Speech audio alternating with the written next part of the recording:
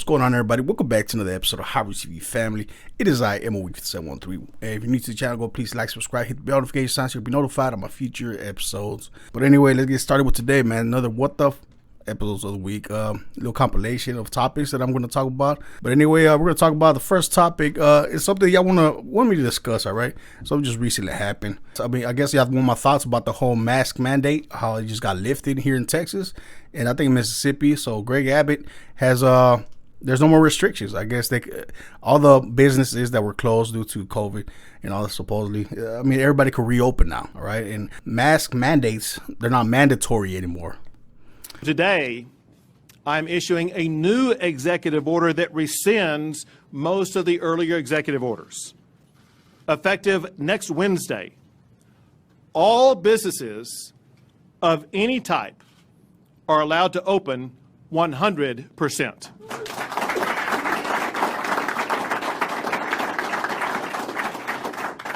That includes any type of entity in Texas.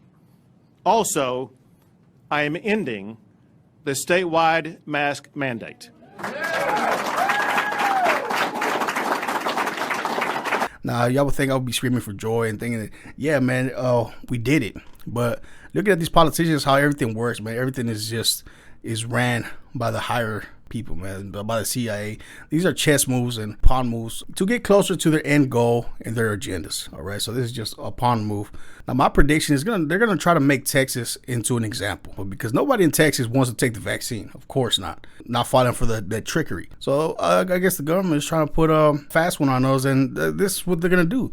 For a while, it's gonna be all great and dandy. Everybody's gonna be happy. Everything's gonna seemingly go back to normal. But then, like I always say, the media is gonna blow up the hospitalizations. A lot of people are supposedly gonna die. The hospitals are gonna kill off a lot of people in Texas, and they're seemingly gonna put us back on the mask mandate 10 times worse, and they're gonna keep forcing this vaccine on us. And I'm not falling for none of this foolery. And if you think that they're not gonna try to force this vaccine on us here in Texas, this is just a part of their plan, just so they can make us think that we're in control, which is not the case at all, man. And there's going to be a lot of clash, a lot of divide here in Texas now. So they could categorize vaxxers and anti-vaxxers. Come on, guys, you got to sit back and look at the overall picture, man. Greg Abbott seems like he wants to be for the people and protect people's rights, but that's not the case at all, man. Looking back 6 days before he made the announcement that he's lifting the mask mandate, I don't know if y'all have heard about this. There's not that many people reporting on it. He has sent over 1,100 National Guards, 1,100 National Guards here in the state of Texas to go door to door, supposedly help out the old folks that can't go out and get vaccinated. They're going to forcibly go to your house. To my understanding, they're not even going to have a choice. They're going to be forcibly vaccinated. It's just crazy. Let me put up the article real quick. We're going to read this shit. All right, here's the article. Texas deploys 1,100 National Guards to help administer COVID-19 vaccines to homebound seniors. All right, Texas will deploy more than 1,100 National Guardsmen to help administer COVID-19 vaccines to homebound seniors in rural and isolated areas. We are announcing today a statewide program to save our seniors. All right, to save our seniors program, which will launch Monday, will expand upon a model already rolling out in Texas City of Corpus Christi. By implementing a similar model throughout the state and with the support of the Texas National Guard, will reach more homebound seniors in communities across Texas and provide them with these life-saving vaccines. Abbott said officials will identify the seniors through programs like Meal on Wheels, which provides meal to the homebound elderly and nursing home groups. This is just disgusting, bro. So imagine if you being an old person and wanting help from your government, and now because you're registered to this Meal on Wheels, they know that you can't get around much. Officials will identify seniors throughout programs like Meal on Wheels, which provide meals to the homebound elderly and nursing home groups. The goal is to inoculate all seniors who want a vaccine dose by the end of the March. Yeah, right. If they're going door to door, most likely they're going to make you get the vaccine, especially if you're in a nursing home. All the people in the nursing home, they're going to get vaccinated. They're not going to have no rights. The National Guard will be broken up into teams deployed across the region that will identify and register homebound seniors for the program. Abbott said that once the Johnson & Johnson COVID-19 vaccination is approved, he'll amp up the process of inoculating the entire state beyond phase 1A and 1B. It just sounds like senior citizens don't got a chance, bro. Of course, they're getting help from the government, and I guess the government is just trying to kill them off at this point. It seems that way.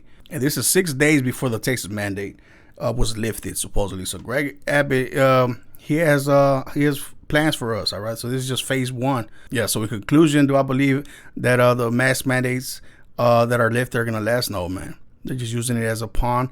Of course, they're going to spike up the numbers. They're going to start filming new emergency room footage saying that there's big chaos. You know, they fake these craziness in the hospitals, pretending that they're real, just like this one.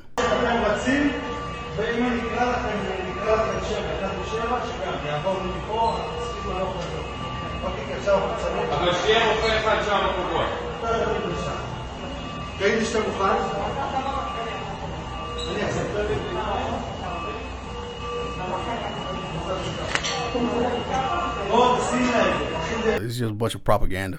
They're gonna say Texas spikes are up. Everybody go back to the mask mandates. We're gonna be on extra lockdown here in Texas. And you know, we tried it. We gave it a chance. We tried to do it your way, guys, and it didn't work out. Now everybody must take the vaccine. Of course, they're doing this psychological war game here in Texas because we're extra tough.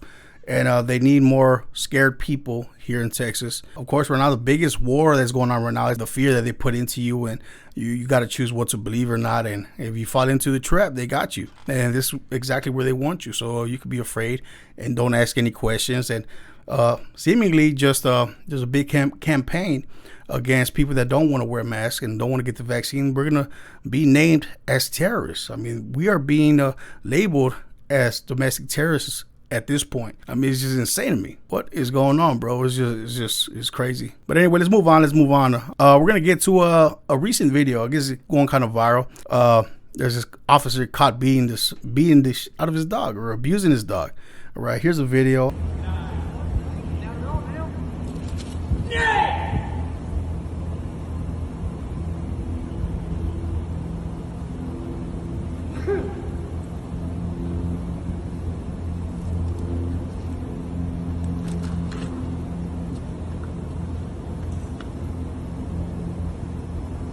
Good. No witnesses.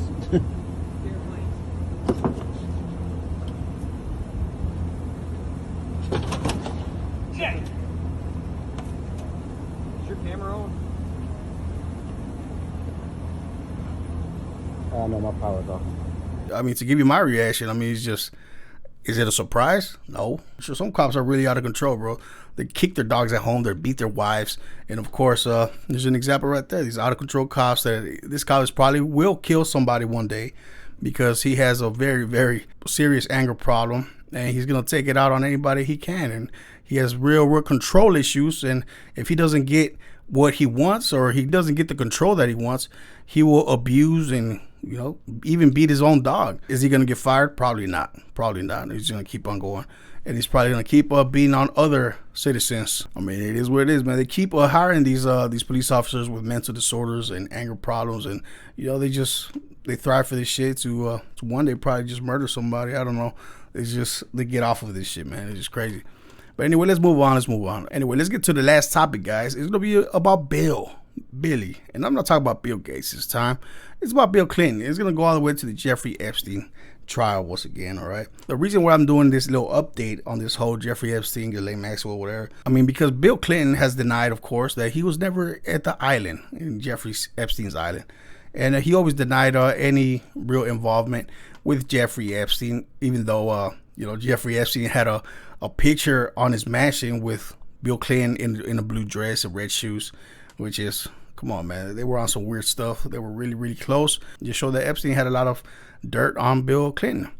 Well, I think in December of 2020, one of Bill Clinton's aides, they call him aides, which is not even a bodyguard. It's just kind of like a servant or someone that ran errands for him, kind of like an assistant, which he traveled everywhere with everybody. So in 2020, December 2nd, somewhere around there, he did an interview with Vanity Fair exposing that he indeed went to Jeffrey Epstein's island, and he exposed a lot of shit. So what recently happened, the feds got to this guy, Doug, I believe that's his name, Doug something. I gotta look it back up. But they got him, and he's confessing. I mean, he's speaking out. I guess he's one of the few people that are actually speaking out because, I mean, he was with Bill Clinton and Jeffrey Epstein in the island.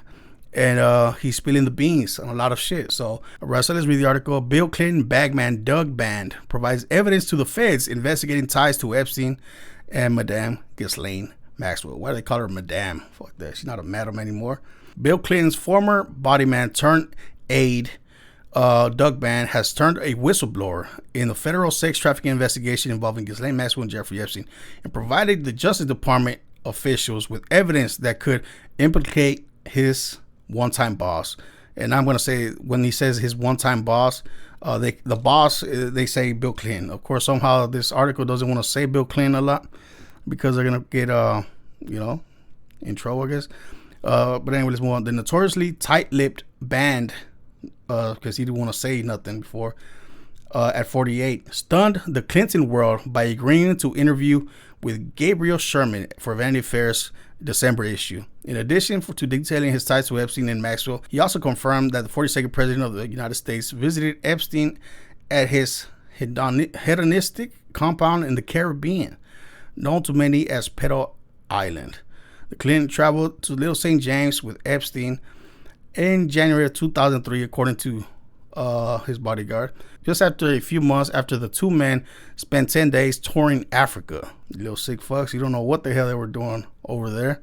They had no business doing over there, but you know what?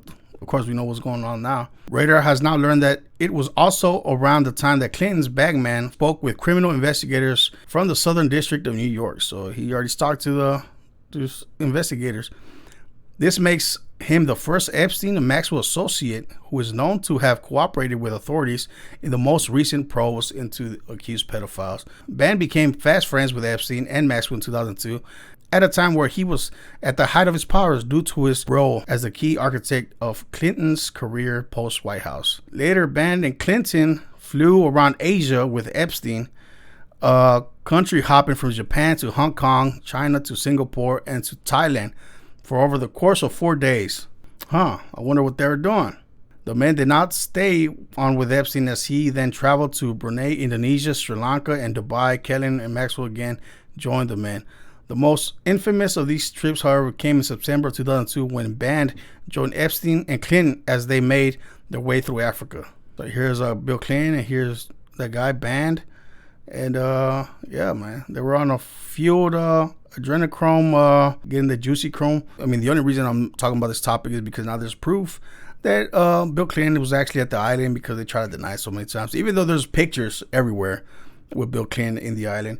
But they tried to deny it. And of course, the reasons why they went to so many countries, Indonesia, all these Asian countries, could it be because they were collecting, some more juicy chrome? And of course, we all know the satanic, disgusting acts of Hillary Clinton and stuff found in her emails, but it's been deleted off the face of the internet. So now even if you want to talk about it, they won't let you, man, because part of the business, man, the world business. I mean, it's just disgusting, bro. We all know juicy chrome is one of the highest forms of currency in the world, and disturbingly, their business will continue, man. That's why Biden has fulfilled the needs for all the Planned Parenthoods and all the abortions to be legalized, and he sent aid to all Planned Parenthoods around the world so they could keep killing little kids, man. But it's just disgusting.